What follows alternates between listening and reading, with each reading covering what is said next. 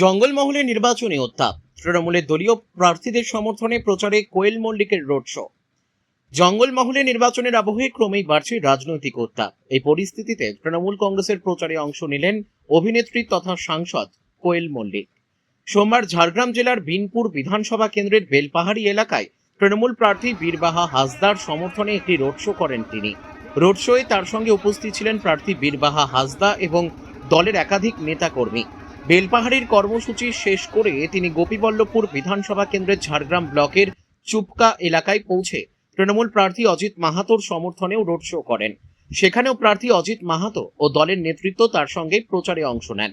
দুটি এলাকাতেই কোয়েল মল্লিকের রোড শো ঘিরে সাধারণ মানুষের ব্যাপক উচ্ছ্বাস লক্ষ্য করা যায়। প্রচন্ড গরম উপেক্ষা করে হাজার হাজার মানুষ তাকে এক ঝলক দেখার জন্য রাস্তায় ভিড় জমান। রোড শো থেকে বক্তব্য রাখতে গিয়ে কোয়েল মল্লিক বলেন, জঙ্গলমহলে এখন শান্তি ফিরেছে এবং উন্নয়নের ধারাবাহিক কাজ চলছে। এই উন্নয়নের ধারা বজায় রাখতে এবং আরো এগিয়ে নিয়ে যেতে তিনি সকলকে তৃণমূল কংগ্রেসের প্রার্থীদের সমর্থনে ভোট দেওয়ার আহ্বান জানান। একই সঙ্গে তিনি মুখ্যমন্ত্রী মমতা বন্দ্যোপাধ্যায়কে চতুর্থবারের জন্য ক্ষমতায় ফিরিয়ে আনার আবেদনও করেন। তিনি আরো বলেন, অরণ্য সুন্দরী ঝাড়গ্রাম অত্যন্ত সুন্দর একটি স্থান। প্রকৃতির টানে পর্যটকরা এখানে ভিড় করেন।